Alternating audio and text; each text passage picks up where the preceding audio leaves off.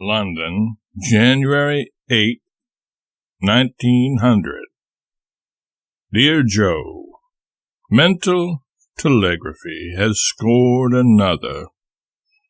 Mental telegraphy will be greatly respected a century hence.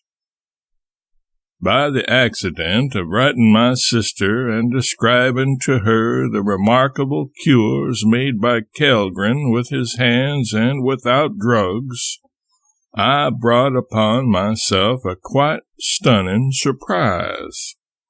For she wrote to me that she had been taking this very treatment in Buffalo, and that it was an American invention.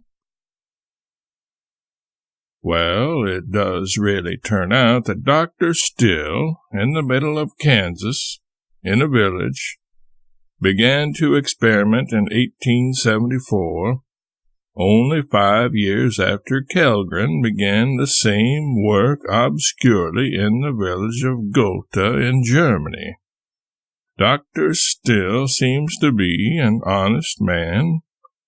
Therefore, I am persuaded that Kellgren moved him to his experiments by mental telegraphy across 6 hours of longitude, without need of a wire.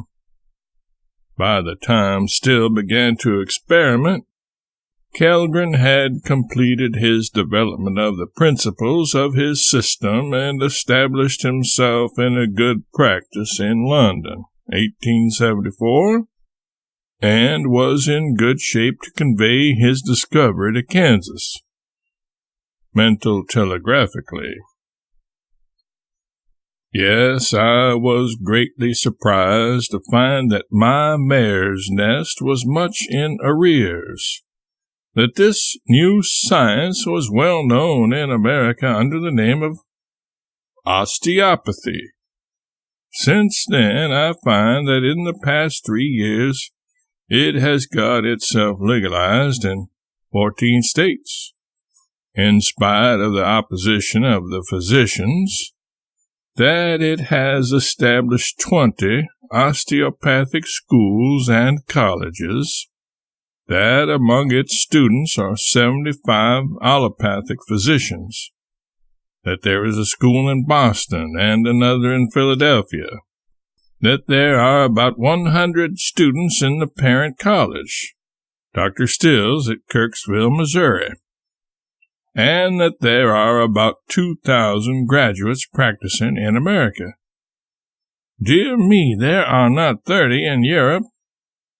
Europe is so sunk in superstitions and prejudices that it is an almost impossible thing to get her to do anything but scoff at a new thing, unless it come from abroad, as witness the telegraph, dentistry, etc. Presently, the osteopath will come over here from America and will soon make himself a power that must be recognized and reckoned with. And then, 25 years from now, England will begin to claim the invention and tell about its origin in the Cyclopedia Britannica, as in the case of the telegraph, applied anesthetics, and the other benefactions which she heaped her abuse upon when her inventors first offered them to her.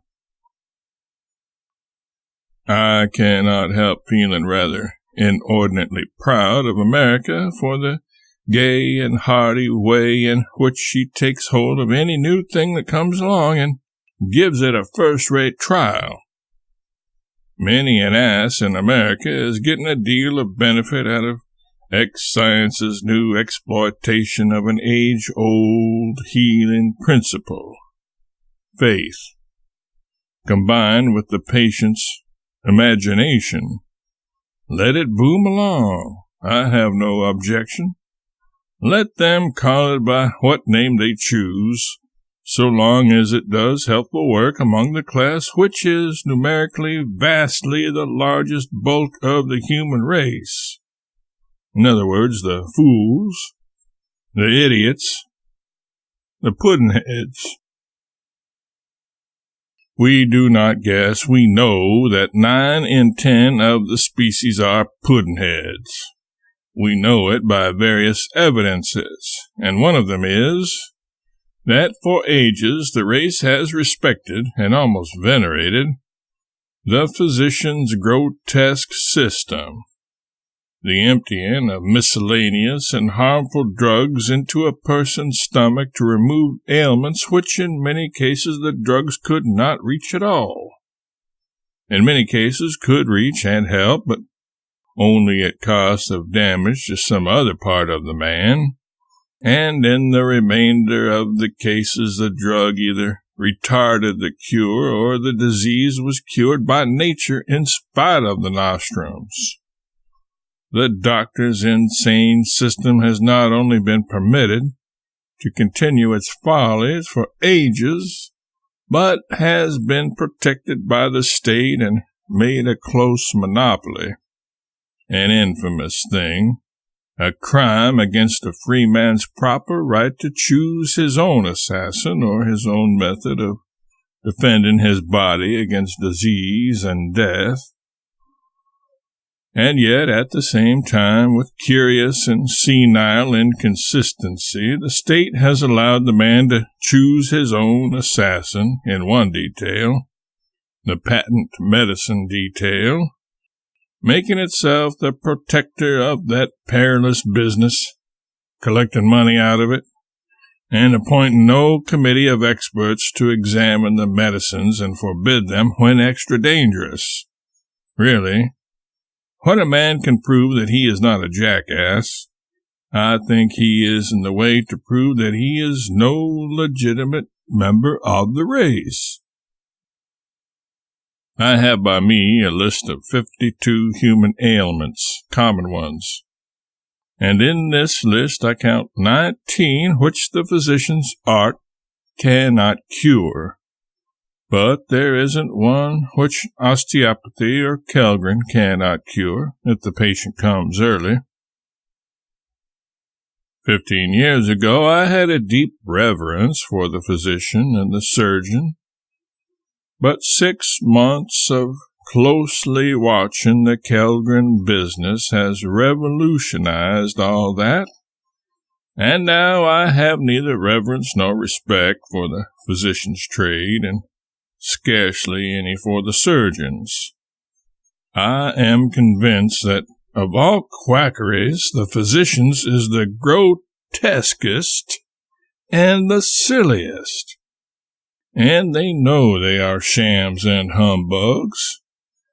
They have taken the place of those augurs who couldn't look each other in the face without laughing. See what a powerful hold our ancient superstitions have upon us. 2 weeks ago, when Livy committed an incredible imprudence and by consequence was promptly stricken down with a heavy triple attack, influenza, bronchitis, and a lung affected, she recognized the gravity of the situation and her old superstitions rose. She thought she ought to send for a doctor. Think of it. The last man in the world I should want around at such a time. Of course, I did not say no. Not that I was indisposed to take the responsibility, for I was not. My notion of a dangerous responsibility being quite the other way. But because it is unsafe to distress a sick person. I only said we knew no good doctor, and it could not be good policy to choose at hazard, so she allowed me to send for Kellgren. Today, she is up and around, cured. It is safe to say that persons hit in the same way at the same time are in bed yet, and booked to stay there a good while and to be in a shackly condition and afraid of their shadows for a couple of years or more to come.